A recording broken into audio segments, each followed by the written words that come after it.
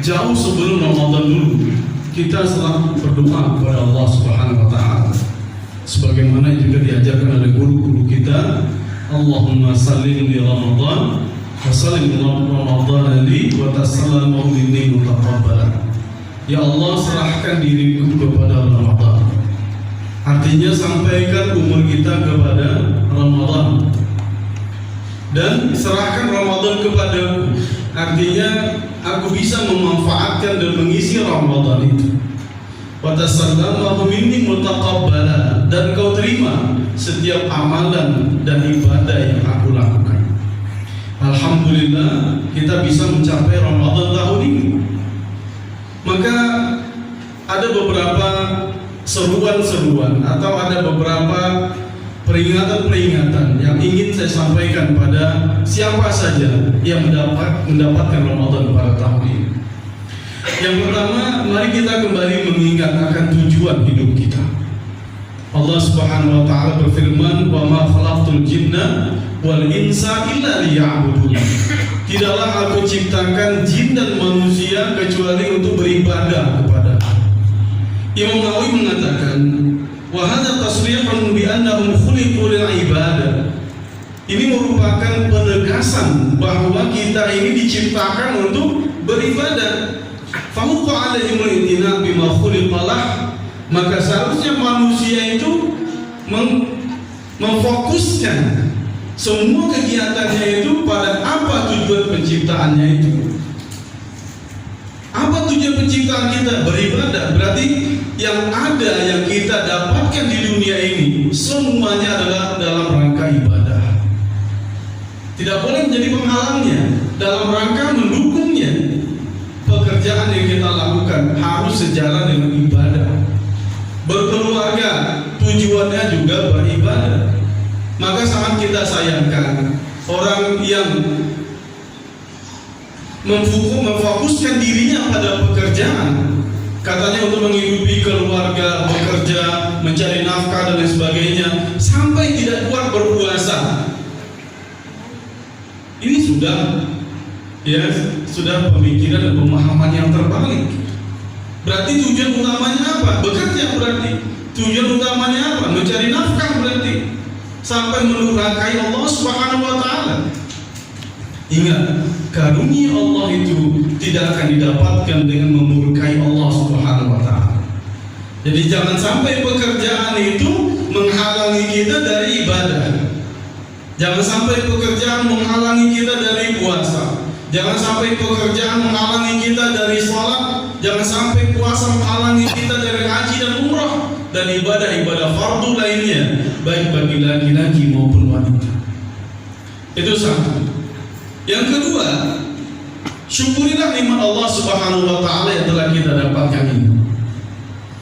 Para salafus saleh dalam keterangan Ibnu Rajab Al-Hambali mengatakan mereka itu 6 bulan sebelum Ramadan berdoa supaya disampaikan kepada Ramadan.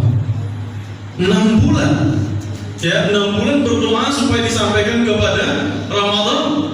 Alhamdulillah kita yang hadir di masjid ini termasuk orang-orang yang mendapatkan nikmat itu. Orang-orang yang mendapatkan nikmat itu.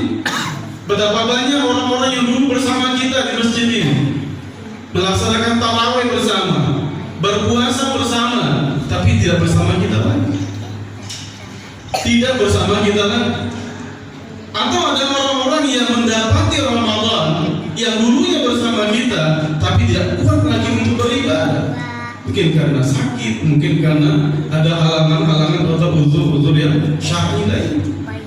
Alhamdulillah kita termasuk orang yang mendapatkan kesempatan dan orang yang mendapatkan nikmat.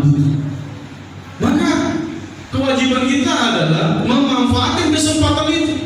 Jangan sampai kita lalaikan tahun ini, tahun depan kita tidak dapat lagi, tidak bertemu lagi. Belum tentu tahun depan kita bertemu lagi dengan Ramadan.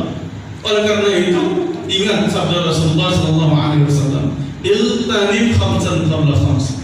Manfaatkan yang 5 sebelum datang yang 5 berikutnya. Hayataka qabla mautika.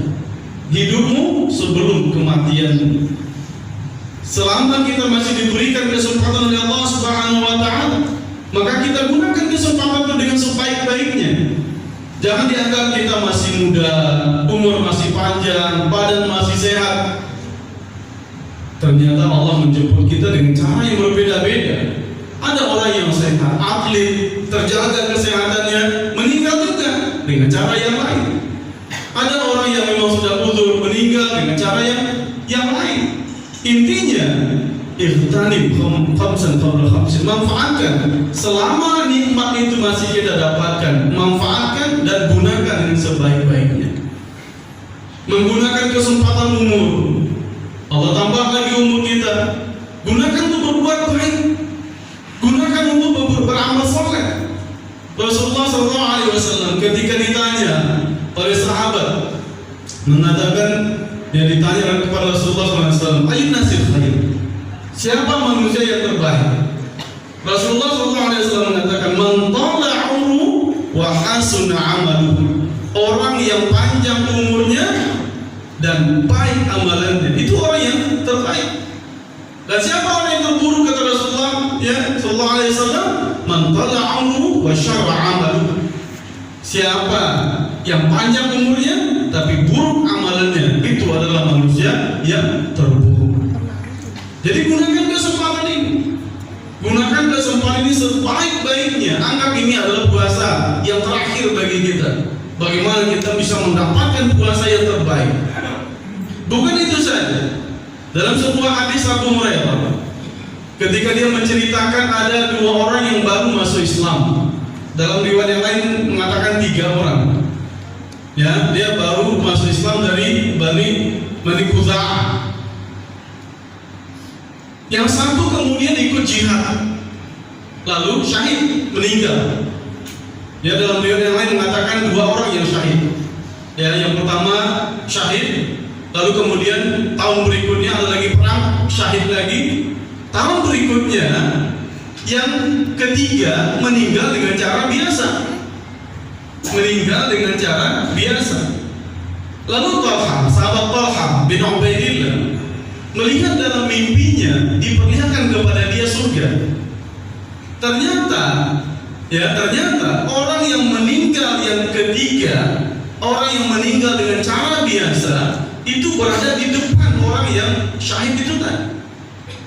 Kaget dia. Kenapa bisa? Bukankah syahid itu adalah amalan tertinggi? Bukankah syahid itu pahalanya surga? Sedangkan yang ketiga meninggal dengan cara biasa. Datang dia kepada Rasulullah, lalu dia bertanya dan dia ceritakan apa yang dia lihat. Tentu ini baru indikasi, karena kan surga belum dibuka, belum ada orang yang masuk surga, hanya diperlihatkan kepada dia seolah-olah demikian. Maka dia bertanya kepada Rasulullah SAW, bagaimana mungkin orang yang meninggal dengan cara biasa mendahului orang yang syahid? Apa kata Rasulullah? Bukankah dia masih hidup 1 tahun berikutnya? Iya. Bukankah dia masih mendapatkan Ramadan tahun berikutnya? Iya. Bukankah dia masih bisa melaksanakan ribuan rakaat salat sunat berikutnya? Iya. Itulah yang menjadikan kenapa dia lebih unggul, kenapa dia lebih tinggi, kenapa dia lebih mulia dari orang yang mati syahid sebelumnya. Mari kita perdekat diri kita dengan Al-Quran. Mari kita intensifkan komunikasi kita dengan Allah melalui Al-Quran. Baca Al-Quran. Kalau bisa kita tamatkan 1 bulan ini satu kali tamat, 1 khatam. Berarti 1 hari 1 juz. Bisa nggak Pak? Bisa, insya Allah. Dan itu ringan saja. Kalau mau, setiap habis sholat duduk sebentar, baca 2 lembar, 4 halaman. 1 juz itu 10 lembar. Ya, kalau kita setelah sholat baca 2 lembar, 5 kali sholat 10 lembar, selesai 1 juz 1 hari. Dan itu sebentar. Ya, tidak akan makan waktu berjam-jam. Ya, oleh karena itu, maka mari perdekat diri kita dengan Al-Quran. Kapan saja kita baca Al-Quran. Sekarang kan gampang, nggak bisa bawa Al-Quran, ada di HP, ada di Android dan lain sebagainya. Kemudian jaga puasa kita dari segala yang akan merusak. Mudah-mudahan Allah Subhanahu Wa Taala memudahkan kita untuk bisa menyelesaikan Ramadan pada tahun ini dan menerima setiap amal ibadah yang